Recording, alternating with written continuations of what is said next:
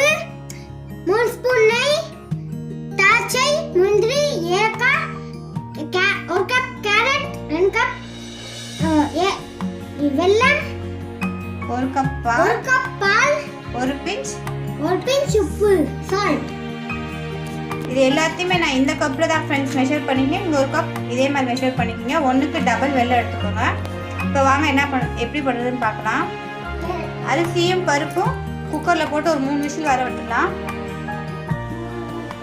குக்கரில் போட்டாச்சு ஃப்ரெண்ட்ஸ். இது கூட கொஞ்சம் சால்ட் சேர்த்துக்கலாம். இப்போ மூடிட்டு ஒரு 3 விசில் வரட்டும். ஒரு 3 விசில் வந்தப்போ நம்ம ஓப்பன் பண்ணி பார்க்கலாம் ஃப்ரெண்ட்ஸ். நம்ம குக்கரில் வச்சாச்சு. இப்போ வெல்லத்தை வந்து நம்ம காய்ச்சி நல்லா கரைச்சி வடிகட்டி எடுத்துப்போம் ஃப்ரெண்ட்ஸ். வெல்லம் முழுகிற அளவு தண்ணி ஊற்றினா போதும். இதை நம்ம காய்ச்சி நல்லா கரைச்சி வடிகட்டி எடுத்துக்கலாம். வெல்லம் போட்டு கரைச்சாச்சு ஃப்ரெண்ட்ஸ். இப்போ இதை நம்ம வடிகட்டி எடுத்துக்கலாம்.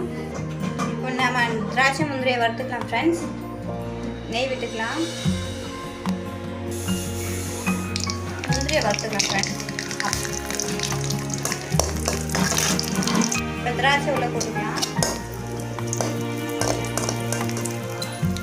இந்த அளவு வறுத்தா போதும். இப்போ நம்ம தனியாக எடுத்து வச்சுக்கலாம். இப்போ அதே நெய்யில் நம்ம கேரட்டை போட்டு வறுத்துக்கலாம். அந்த பச்சை வறுத்துக்கலாம்.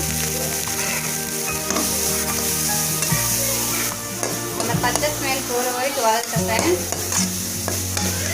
இப்போ நம்ம எடுத்து வச்ச பாலை சேர்த்துக்கலாம். ஒரு 5 to 10 மினிட்ஸ் இந்த பால் அப்படியே வேகட்டும். இப்போ இதை ஏலக்காய் சேர்த்துக்கலாம் ஃப்ரெண்ட்ஸ். இப்போ திராட்சை முந்திரி இதில் சேர்த்துக்கலாம். இந்த அளவு வெந்தால் போதும் ஃப்ரெண்ட்ஸ். நம்ம ஆஃப் பண்ணிக்கலாம்.